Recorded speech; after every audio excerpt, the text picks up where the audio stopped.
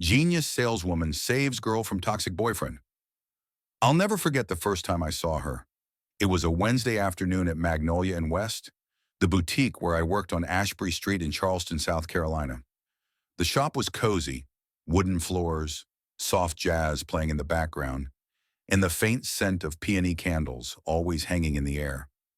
I was folding a stack of linen shirts when she walked in, thin, pale, maybe 22 at most. Her shoulders were hunched and her eyes, they looked empty, like someone had taken the light right out of her. She was holding a cracked iPhone, and I remember her hesitating by the entrance, just standing there. Something about her made me pause.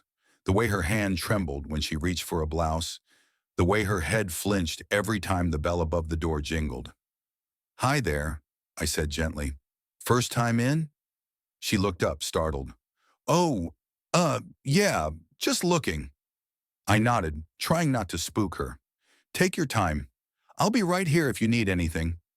She wandered for a bit, mostly pretending to browse, but she kept touching her wrist. That's when I saw it. Deep bruises, half hidden beneath a sweater sleeve. Something wasn't right. I've worked retail for 10 years and people wear stories like clothing. You just have to know how to read them. Her name was Ava Bell, a junior at the College of Charleston, studying graphic design. At least she had been. She used to be bright, full of ambition. But Bryce Holloway, her boyfriend, had a way of draining all of that out of her. She didn't tell me about him right away. It took time. Weeks, actually.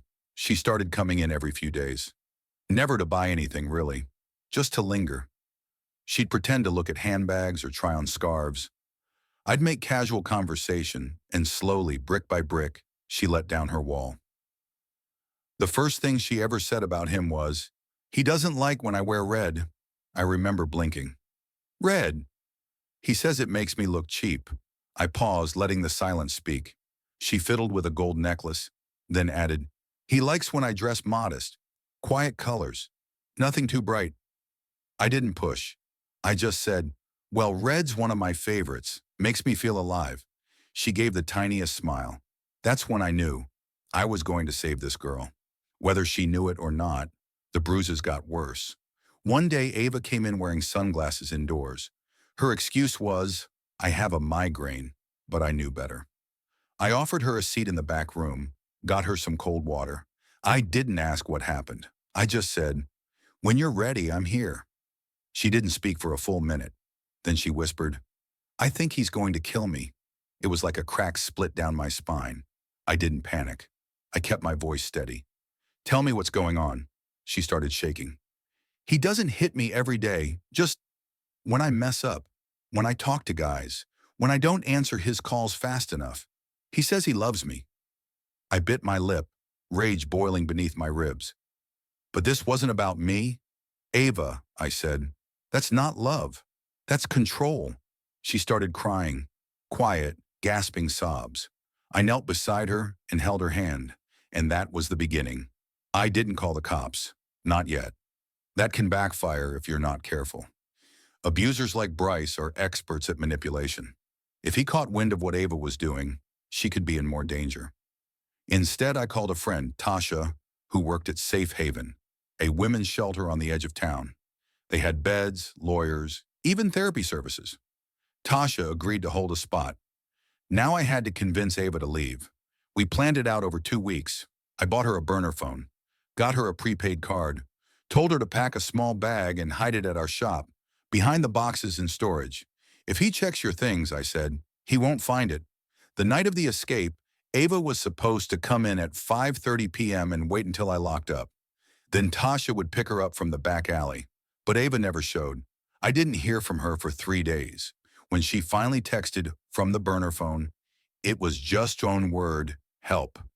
He dropped everything, ran from the shop, hoppy ran, drove straight to the old apartment she shared with Bryce on Rutledge Avenue. When I got there, she was outside, barefoot, crying. He'd thrown her out, said she was too emotional, accused her of cheating, again. This time with a classmate from her online course. She'd tried to defend herself, and he'd slammed a door in her face. She had a bruise on her shoulder, a bloody lip, and no jacket in 42-degree weather. I wrapped her in my coat and took her straight to safe haven. She stayed there for months. Tasha helped her apply for emergency housing and a restraining order. The shelter gave her access to therapy, and slowly Ava began to heal. She started drawing again, flowers at first, then portraits. She showed me a sketch of a woman in red, bold and proud, standing in the middle of a storm. "She's who I want to be," Ava said. I cried in the car that night. Not sad tears, hopeful ones. A few weeks later, I got her a job interview, part-time at a local art supply store. The manager, my cousin Dane, hired her on the spot. She started smiling again, laughing, living. I wish that were the end. But monsters don't vanish that easily. One afternoon, as Ava was leaving work, Bryce showed up in the parking lot. He grabbed her arm, told her she was his and that she was making a huge mistake. A security guard saw the commotion and stepped in. Bryce fled before the cops arrived. That night, Ava called me in tears. He found me. We updated her restraining order. She changed jobs, moved apartments again. It wasn't fair, but it was the reality of surviving someone like Bryce. But Ava never went back. That's what mattered. Fast forward 3 years. I'd gotten promoted to district manager. We were opening a new store in Greenville, and I needed someone smart, creative, and dependable to help run it. I called Ava.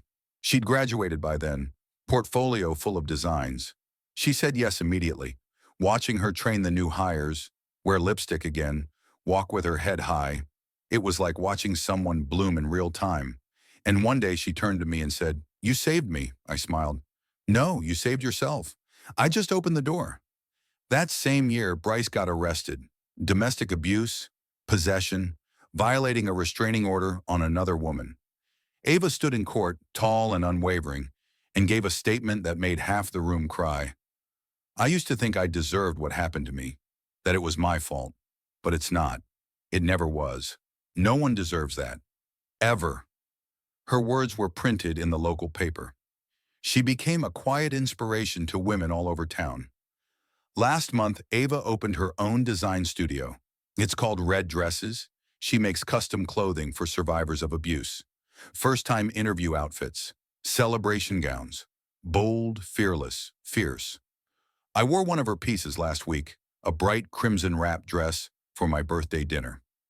As we toasted champagne at Charleston's waterfront, I looked at her and realized this wasn't just about saving one girl.